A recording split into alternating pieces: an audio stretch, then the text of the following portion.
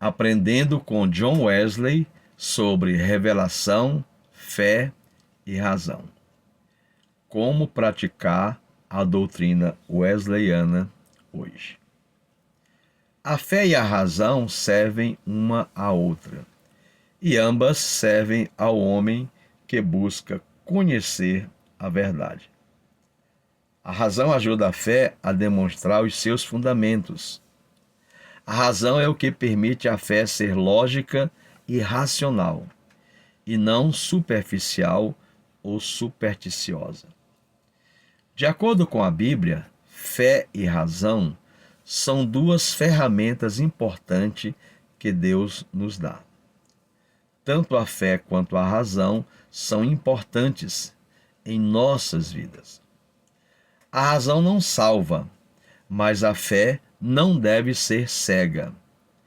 A Bíblia usa a razão para argumentar que Jesus é a verdade e a fé em Jesus é válida. A Bíblia apresenta evidências e nos convida a analisar tudo. Julgai todas as coisas e retendes o que é bom. 1 Tessalonicenses 5:21. Deus não exige uma fé cega, sem entendimento. É importante saber a razão por que cremos. Em 1 Pedro 3,15 lemos: Antes, santificai a Cristo como Senhor em vosso coração, estando sempre preparados para responder a todo aquele que vos pedir razão da esperança que há em vós. Por isso, para John Wesley, revelação, fé e razão não são incompatíveis. Se não, vejamos. No sermão O Objetivo da Vinda de Cristo, ele afirma que o Filho de Deus começa a sua obra no homem, capacitando-o a crer nele. Ele abre e alumia os olhos de nosso entendimento. Ele ordena que a luz brilhe nas trevas e tire o véu que o Deus deste século pôs no nosso coração. Nós, então, vemos não por um encadeamento de raciocínio, mas por uma espécie de intuição, por uma visão direta que Deus estava reconciliando o mundo consigo através de Cristo, não imputando aos homens as suas transgressões anteriores, nem imputando-as a mim. No sermão O Pecado Original, ele destaca que, quando Deus abre os nossos olhos, nós vemos que antes estávamos sem Deus, ateus no mundo.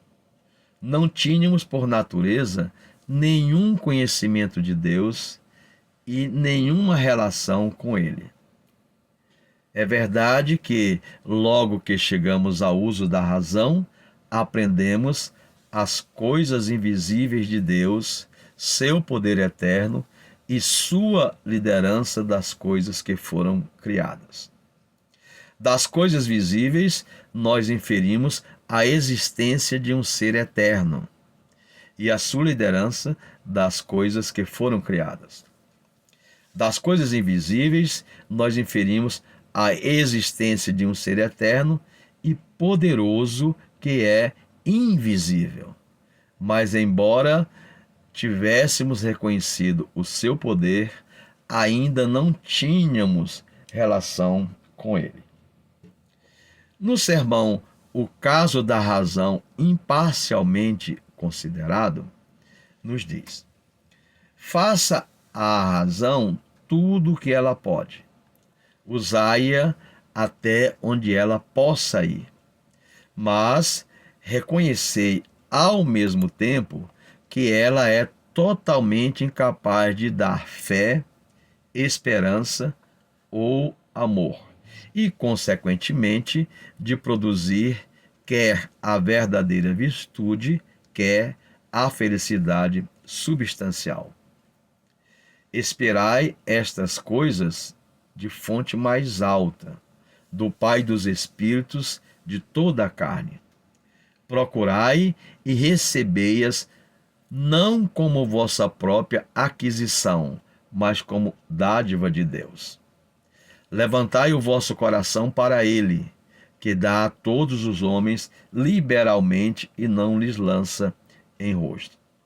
Somente Ele pode dar aquela fé que é a evidência e a convicção das coisas não vistas. Somente Ele pode fazer-nos gozar a esperança viva de uma herança eterna nos céus. E só Ele pode derramar o seu amor no vosso coração pelo Espírito Santo que vos é dada. E continua. Não é a razão que, assistida pelo Espírito Santo, nos capacita a entender o que as Sagradas Escrituras declaram a respeito do ser e dos atributos de Deus? Da sua eternidade e imensidade, do seu poder, sabedoria e santidade?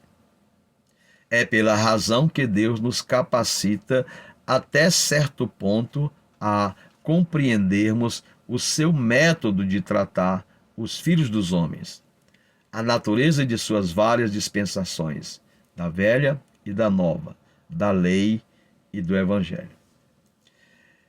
É por esta que entendemos, pela razão que entendemos, o seu Espírito abrindo e iluminando os olhos do nosso entendimento, que não devemos arrepender de nos termos arrependido, que é pela fé que somos salvos. Quais são a natureza e a condição da justificação e quais são os seus frutos imediatos e subsequentes? Pela razão, aprendemos o que é o novo nascimento, sem o qual não podemos entrar no reino do céu, e a santificação, sem a qual nenhum homem verá a Deus. Pelo uso devido da razão, nós chegamos a conhecer os elementos implícitos na santidade interior e o que significa ser santo exteriormente. Santo em toda conversação. Em outras palavras, qual é a mente que houve em Cristo e o que é andar como Cristo andou. Em 22 de maio de 1749, ele escreveu no seu diário: quanto mais eu converso com estas pessoas, tanto mais atônito fico. É manifesto que Deus operou uma grande obra entre elas. No entanto, as principais entre elas, crentes e não crentes, não são capazes de dar um relato racional dos mais simples princípios de religião. É certo que Deus começa a sua obra no coração e então a inspiração do mais alto dá entendimento. O que aprendemos com Wesley e devemos pôr em prática como metodistas? Primeiro, a razão é importante para entendermos e aplicarmos o texto da Bíblia. Não basta ler, é preciso entender. O entendimento da palavra de Deus ajuda a crer e a transformar a vida. Mas a fé é muito importante para a razão. Somente a fé em Jesus pode abrir nosso entendimento para compreendermos as coisas de Deus. Por causa do pecado, a razão fica distorcida. Mas quando o Espírito Santo ilumina nossa mente, conseguimos entender a verdade através da nossa razão. Lemos em 1 Coríntios 2, do 14 ao 16, o seguinte: Ora, o homem natural não aceita as coisas do Espírito de Deus, porque lhes são loucura, e não pode entendê-las, porque elas se discernem espiritualmente. Porém, o homem espiritual julga todas as coisas, mas ele mesmo não é julgado por ninguém. Pois quem conheceu a mente do Senhor que o possa instruir? Nós, porém, temos a mente de Cristo. Segundo, a fé e a razão são ferramentas importantes que Deus nos dá e estão intimamente relacionadas.